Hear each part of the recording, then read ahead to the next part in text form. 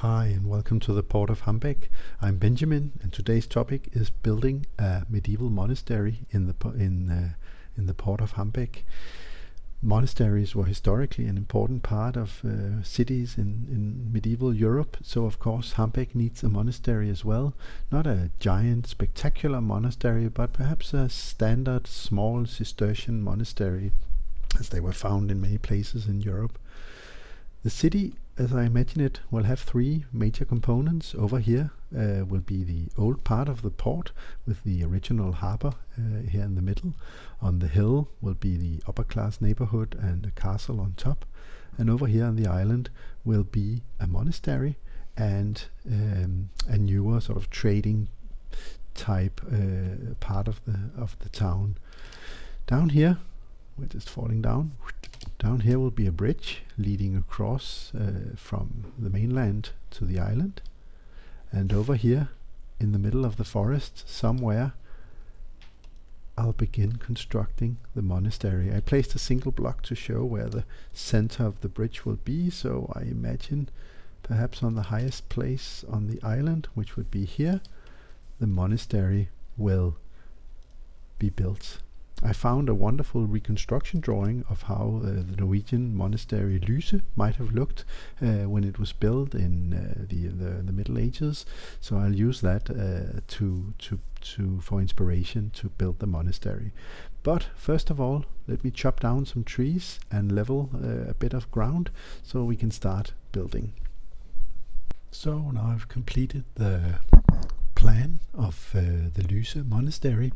Fortunately, the University of Bergen, which is quite close to where the historical monastery is located, were kind enough to put both a wonderful reconstruction drawing of how the monastery might have looked, as well as this plan online, which I have now built onto the terrain. And the highest place of the island will be the presbyterium, the main altar of the church. And I like to sketch in the walls like this, so I have an idea of the proportions. I'm building it in full scale. It's about 40 meters wide, 50 meters long, perhaps, for the church over here, and the various rooms for the monks, the cloister in the middle, and then a wall down here to what must be the west.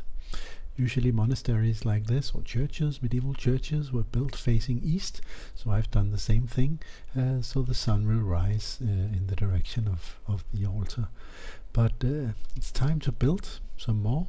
I took a long look at the various stones and types of materials for building in Conquest Reforged, but I ended up choosing this rough plaster in order to build up. And as you can see, it's easy to change into several different shapes, arches, Roman arches, and much more in order to build a nice monastery. One of the wonderful things about Conquest Reforged is how you can use arches of different materials to put on top on blocks. I'm using a light grey block. This is my window in the church, and then I add a Romanesque window instead. It can also be used as a double window. If I do like this, click an extra time, suddenly we have a double window, and that really provides some interesting possibilities of varying materials and adding more details to the roof. And there are several types of arches available, both Gothic and Romanesque and more. I'm getting close to finishing the roof on the church. Let me just show you how that is going on. There's a wonderful block in Conquest Reforged, which is basically sort of an inner roof. As you can see, you just place it, and then it sort of covers the ugly steps on the inside, and it also helps when you are adding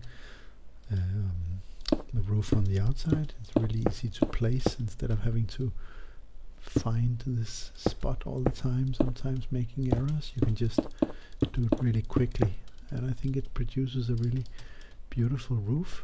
Added a few more details here and there, but it's starting to resemble a church. So now I'm calling the church done for now. Its name in Latin is written outside, Valle Lucide, Lyse Kloster in Norwegian or the Scandinavian languages. Outside, double doors open into the church itself. As I said earlier, divided into 3 parts: one for the laymen of the monastery, one for the clergy, for the monks of the monastery, and the presbyterium up here, the main altar of the church.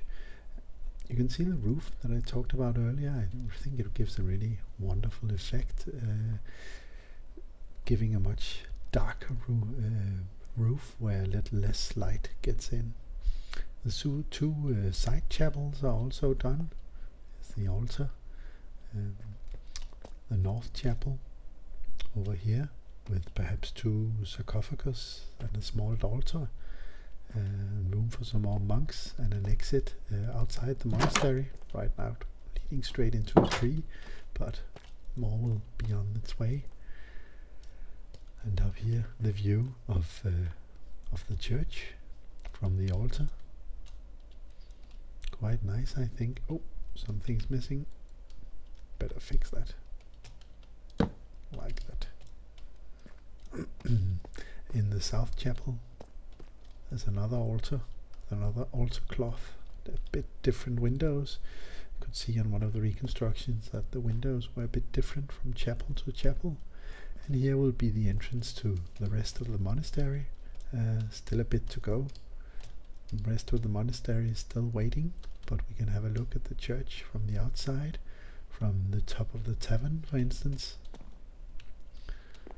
Suddenly there's a new building in town that really changes how the island looks. I think even though the real monastery in Norway in the Middle Ages was out in the countryside, I think it'll look fine as a monastery in a city as well. Let's have a look from the first castle walls. As you can see, I found a way to top off the towers instead of making them open, since I imagine Hambeck can be quite a cold place in the winter. I used a top like this and a roof. Here's the view of the monastery church so far. I think it looks pretty good. But now it's time, one of the next videos, to build the rest of the monastery and the cloister itself. But a wonderful addition to Hambeck, I think. So thanks for watching. If you liked what you saw, please give the video a like and consider subscribing to the video. Thanks for now.